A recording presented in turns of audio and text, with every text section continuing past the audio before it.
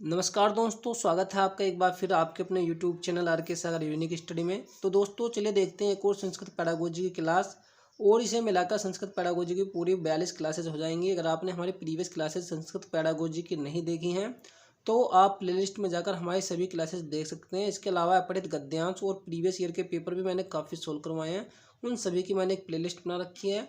तो आप प्लेलिस्ट में जाकर उन सभी क्लासेस को देख सकते हैं। इसके अलावा उन प्लेलिस्ट का लिंक मैं इस वीडियो के नीचे डिस्क्रिप्शन बॉक्स में दे दूंगा। आई बटन पर भी उसका लिंक आपको मिल जाएगा और एंड स्क्रीन पर भी आप वहां से भी हमारी वो वीडियो देख सकते हैं। तो चलिए करते हैं शुरू संस्कृत पैडागोजी की एक और क्लास। और अगर आप हमारे चैनल पर नए आए हैं तो चैनल को सब्सक्राइब जरूर कर लीजिए, बेल आइकन को ऑन कीजिए ताकि जो भी हमारी वीडियो अपलोड हो उसका नोटिफिकेशन सबसे पहले आपके पास आए। तो आज की क्लास में पहला क्वेश्चन है, शैक्षिक मूल्यांकन आए। शैक्षिक मूल्यांकन के लिए विद्यालय शिक्षा में सर्वाधिकम प्रचलिता विधि अस्ति, सबसे प्रचलित विधि है। तो शैक्षिक मूल्यांकन की बात यहाँ पर की जा रही है। शैक्षिक मूल्यांकन के लिए विद्यालय शिक्षा में सबसे अधिक प्रचलित विधि कौन सी है? फर्स्ट ऑप्शन है निरीक्षण विधि, निरीक्षण करके जो मूल्यांकन किया जाता है वो। सेकंड वाला ऑप्शन है लिखित परीक्षा, थर्ड वाला ऑप्शन है प्रायोगिक परीक्षा और लास्ट ऑप्शन है मौखिक परीक्षा। तो शैक्षिक मूल्यांकन की सबसे अच्छी विधि इनमें कौन सी हो गई? तो देखिए यदि हम बात करते हैं लिखित परीक्षा की, जो लिखित परीक्षा है ये जो है प्रचलित विधि होती है किसकी? शैक्षिक मूल्यांकन के लिए विद्यालय शिक्षा में। ओके, तो सबसे प्रचलित विधि कौन सी है? लिखित परीक्षा। लिखित परीक्षा के द्वारा ही आप जो है क्या करते हैं? शैक्षिक मूल्यांकन जो करते हैं। ओके, तो आंसर होगा सेकंड वाला ऑप्शन। क्वेश्चन नंबर 2 देखेंगे, मौखिक मूल्यांकन आयति, अर्थात मौखिक मूल्यांकन में आता है। तो मौखिक मूल्यांकन में क्या आता है? फर्स्ट वाला ऑप्शन है निबंध लेखन। तो देखिए यहाँ पर तो लेखन की बात की जा रही है, तो मौखिक की तो यहाँ पर कोई क्रिया की ही नहीं जा रही है, इसलिए निबंध लेखन तो होगा नहीं। सेकंड वाला ऑप्शन है अंत्याक्षरी, थर्ड है श्रुत लेखनम, इसमें भी लिखने की बात हो रही है। और लास्ट ऑप्शन है सिनेमा दर्शनम, और इसमें देखिए देखने की बात की जा रही है इस ऑप्शन में। तो मौखिक की बात किस में हो रही है? अंत्याक्षरी में। तो अंत्याक्षरी जो है ग्रुप में जो बच्चों को बांट करके अंत्याक्षरी कराई जाती है, वर्ड मीनिंग की या फिर कविताओं की किसी की भी, तो उसमें क्या करना पड़ेगा? बच्चों को स्वर करना पड़ेगा, मतलब आवाज़ निकालनी पड़ेगी, अर्थात मौखिक जो है अभिव्यक्ति करनी पड़ेगी। कहने का मतलब ये है। तो मौखिक मूल्यांकन में क्या होगा? मतलब मौखिक मूल्यांकन में क्या आएगा? अंत्याक्षरी। तो आंसर होगा सेकंड वाला ऑप्शन। ओके, देखते हैं क्वेश्चन नंबर 3। क्वेश्चन नंबर 3 है, श्रेष्ठ शिक्षण है। श्रेष्ठ या उत्तम शिक्षण के लिए कस्य महत्व वर्तते, किसका महत्व होता है? तो अगर श्रेष्ठ शिक्षण जो करना है तो इनमें से क्या जरूरी है, किसका महत्व जो है सबसे अधिक है? क्वेश्चन में ये पूछा जा रहा है। फर्स्ट ऑप्शन है पाठस्य, पाठ का। सेकंड वाला ऑप्शन है अध्यापकस्य, अध्यापक का। थर्ड वाला ऑप्शन है इकाई योजना का, जो यूनिट वाइज जो चैप्टर होते हैं। लास्ट वाला ऑप्शन है नियोजन प्रक्रिया का। तो सही आंसर में से कौन सा आएगा? देखिए स्टूडेंट, क्वेश्चन में पूछा गया श्रेष्ठ शिक्षण की, तो श्रेष्ठ शिक्षण के लिए सबसे ज़्यादा में जरूरी क्या है? अध्यापक की। अध्यापक जितना श्रेष्ठ होगा, जितने अच्छे तरीके से पढ़ाएगा, जितने वो जो है तरीके जो है नए नए लेकर के आएगा बच्चों को पढ़ाने के लिए, तो क्या होगा? उतना ही श्रेष्ठ, मतलब शिक्षण जो है श्रेष्ठ होगा। ओके, तो सबसे ज़्यादा जो जरूरी है वो क्या होगा?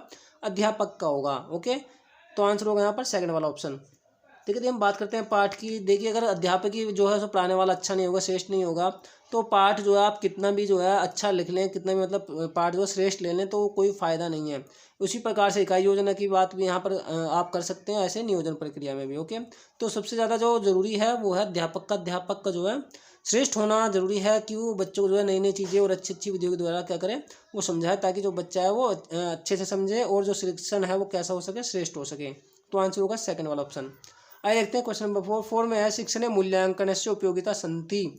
शिक्षण में मूल्यांकन की उपयोगिताएं हैं, तो क्या उपयोगिता है? फर्स्ट वाला ऑप्शन है अधिगमार्थम, प्रेरणा, अधिगम के लिए प्रेरणा। सेकंड वाला ऑप्शन है चयनम, चयन। और थर्ड वाला ऑप्शन है शैक्षिक निर्देशनम, अर्थात शैक्षिक निर्देशन। और लास्ट वाला ऑप्शन है सर्वे, सभी। तो देखिए क्वेश्चन में पूछा गया है शिक्षण में मूल्यांकन की उपयोगिता। तो शिक्षण में जो मूल्यांकन की हम बात करते हैं, अधिगम के लिए प्रेरणा, तो ये वाला भी होगा। चयन, चयन भी करना भी होगा। ओके, तो आप क्या करते हैं? जब आप शिक्षण में मूल्यांकन करते हैं तो चयन भी आप करते हैं और शैक्षिक निर्देशन भी। तो आंसर हो जाएगा फोर्थ वाला ऑप्शन, सर्वे, सभी। आइए देखते हैं क्वेश्चन नंबर 5। क्वेश्चन है, भाषा शिक्षण में विचार संप्रेषण। भाषा शिक्षण में विचार संप्रेषण है। तो संप्रेषण तो आप समझते ही हैं, विचारों का जो कम्युनिकेशन, आदान प्रदान या विचारों का विनिमय क्या कहते हैं? संप्रेषण। तो क्वेश्चन में पूछा गया भाषा शिक्षण में जो विचार जो संप्रेषण है, विचारों का जो आदान प्रदान है वो क्या है? फर्स्ट वाला ऑप्शन है विदेशी प्रक्रिया अस्ति, विदेशी प्रक्रिया है। सेकंड वाला ऑप्शन है देशी प्रक्रिया अस्ति, देशी प्रक्रिया है। थर्ड वाला ऑप्शन है सार्वभौमिक प्रक्रिया अस्ति। सार्वभौमिक प्रक्रिया अर्थात सभी जगह क्या होती है, प्रयोग में लाई जाती है। लास्ट वाला ऑप्शन है तथ्यात्मक प्रक्रिया अस्ति अर्थात तथ्यात्मक प्रक्रिया है। तो भाषा शिक्षण में जो विचार संप्रेषण है अर्थात जो संप्रेषण है वो क्या है, वो सार्वभौमिक प्रक्रिया है। ओके, थर्ड वाला ऑप्शन यहाँ पर बिल्कुल ठीक हो जाएगा। यदि संप्रेषण ही नहीं होगा तो कोई अपने मन की बात को दूसरे के सामने कैसे पहुंचा पाएगा, कैसे ट्रांसफर करेगा। तो ओके, तो ये सार्वभौमिक प्रक्रिया है जो कि सभी जगह होती है। तो आंसर होगा इसलिए तीसरा वाला ऑप्शन। देखिए स्टूडेंट, क्वेश्चन नंबर 6, भाषा संप्रेषणे संप्रेषकः अस्ति। भाषा संप्रेषण में संप्रेषक है। संप्रेषक का अर्थ होता है जो अपने विचारों को एक दूसरे मतलब एक स्थान से दूसरे स्थान तक पहुंचाता है और दूसरे की बात को क्या करता है, अपने तक मतलब लाता है या अचीव करता है, ग्रहण करता है।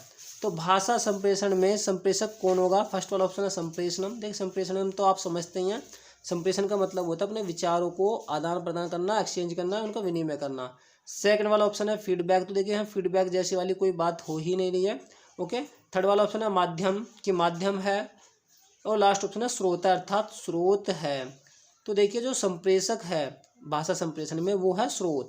स्रोत अर्थात स्रोत का मतलब होता है जिससे क्या हो रही है, मतलब जो भी विचार हैं वो क्या हो रहे हैं, एक जगह से दूसरी जगह पहुंच रहे हैं। ओके, तो संप्रेषक कौन है, वो स्रोत है। जैसे दो व्यक्ति बात कर रहे हैं तो दोनों व्यक्ति क्या हो गए, वे वो जो है स्रोत होंगे किसके, भाषा संप्रेषण में संप्रेषक के। तो आंसर होगा फोर्थ वाला ऑप्शन। ओके, क्वेश्चन नंबर 7 देखते हैं। 7 है संप्रेषण प्रक्रियाम प्रतिपुष्टिकर्ता कहा। अर्थात संप्रेषण की जो प्रक्रिया होती है उसमें प्रतिपुष्टिकर्ता कौन है। फर्स्ट वाला ऑप्शन है छात्र अर्थात छात्र, सेकंड है शिक्षक, थर्ड है प्रबंधक जो मैनेजर होता है और लास्ट वाला ऑप्शन है प्राचार्य है। तो सही आंसर कौन सा हो जाएगा, तो आंसर हो जाएगा यहाँ पर छात्र। ओके, तो छात्र क्या करेंगे, प्रतिपुष्टि जो है वो देंगे अर्थात फीडबैक देंगे। ओके, तो आंसर होगा यहाँ पर छात्र। और शिक्षक क्या करेंगे, कोई भी अनुक्रिया करेंगे और उस पर जो छात्र वो क्या करेंगे, वो जो है अपनी फीडबैक देंगे। मतलब प्रतिपुष्टिकर्ता कौन बनेंगे यहाँ पर, वो छात्र होंगे। वो बताएंगे कि भाई गुरुजी आपने जो क्या किया यहाँ पर क्या है और हमने जो है आपसे क्या क्या सीखा है। ओके, तो फीडबैक कौन देगा, तो छात्र देते हैं। आंसर हो जाएगा यहाँ पर फर्स्ट वाला ऑप्शन। आइए स्टूडेंट देखते हैं क्वेश्चन नंबर 8। देखिए स्टूडेंट 8 क्वेश्चन में है शिक्षा अधिकार अधिनियम सुनिश्चितम करोति।